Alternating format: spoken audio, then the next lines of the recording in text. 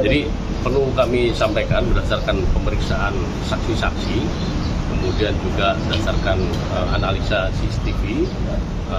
Jadi untuk korban yang meninggal ini karena dia lari ketakutan dengan adanya mereka dikejar oleh kelompok beberapa orang, ya, sehingga lari dan jatuh di sungai.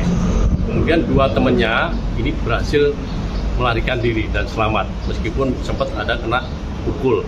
Dan inilah yang menjadi pintu masuk kami untuk melakukan proses penyelidikan dan penyidikan terhadap para pengendara motor yang sempat mengejar dan memukul mereka.